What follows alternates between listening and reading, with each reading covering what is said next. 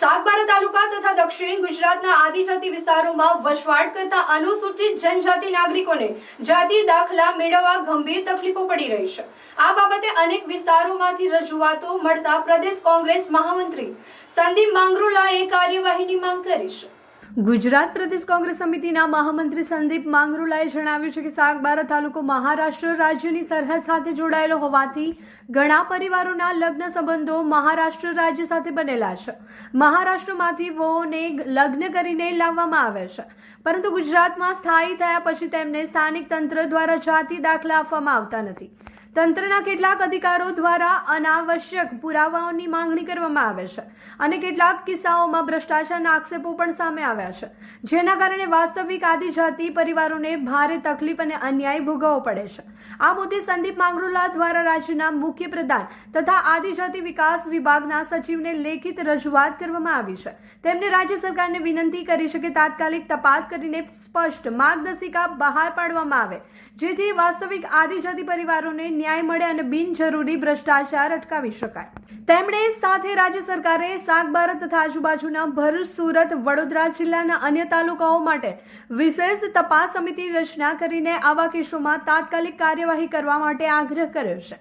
આ મુદ્દે સરકારનું તાત્કાલિક ધ્યાન જઈ સમાજને રાહત મળે તેવો આશાવાદ વ્યક્ત કર્યો છે। દક્ષિણ ગુજરાતના આદિવાસી સમાજના લોકોને ખૂબ મોટો જાતિના દાખલા અંગે અન્યાય થઈ રહેલો છે। સરકારી કચેરીની અંદર આદિવાસીના જાતિ અંગેના દાખલા અંગે ધરમધક્કા ખાવા પડે છે।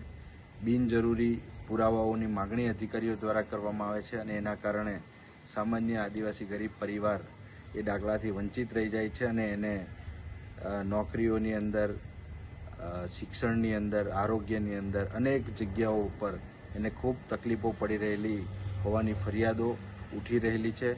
હાલમાં જ નર્મદા જિલ્લાના સાગબારા તાલુકાના જે સરહદી વિસ્તારના ગામડાઓ છે ત્યાંના આદિવાસી વિસ્તારના લોકોની પણ ફરિયાદ મળી છે કે આ વિસ્તારની અંદર જે મહારાષ્ટ્રની બોર્ડરમાંથી લગ્ન કરી અને જે કન્યાઓ આ વિસ્તારની અંદર આવે છે એને પણ જાતિના દાખલાઓ મેળવવામાં ખૂબ મોટી તકલીફ પડી રહી છે અને આનો ફાયદો ઉઠાવી અને સરકારી અધિકારીઓ જે છે એ ખૂબ મોટા પાયે ભ્રષ્ટાચાર પણ આચરી રહેલા છે અને સાચા આદિવાસીઓ આ દાખલાથી વંચિત રહી જાય છે। ત્યારે આવનારા દિવસોમાં જો સરકાર આ બાબતે કોઈ પગલાં નહીં ભરે તો આ આંદોલન ઉગ્ર સ્વરૂપ ધારણ કરશે અને ટૂંક જ સમયની અંદર આ અંગે આદિવાસી સમાજની ભવ્ય જાગૃતિ માટેની એક રેલીનું પણ ભરૂચ અને નર્મદા જિલ્લાની અંદર આયોજન કરવા માટેનું પ્લાનિંગ ચાલી રહેલું છે। આ અંગે માનનીય મુખ્યમંત્રી શ્રી અને ટ્રાઇબલ ડિપાર્ટમેન્ટના સેક્રેટરી શ્રીને, કમિશનર શ્રીને પણ વાકેફ કરવામાં આવેલા છે। આવનારા દિવસોમાં આ અંગે શું સમાધાન સરકાર દ્વારા લાવવામાં આવે છે એની રાહ જોઈ અને આગળનો કાર્યક્રમ નક્કી થશે। આભાર।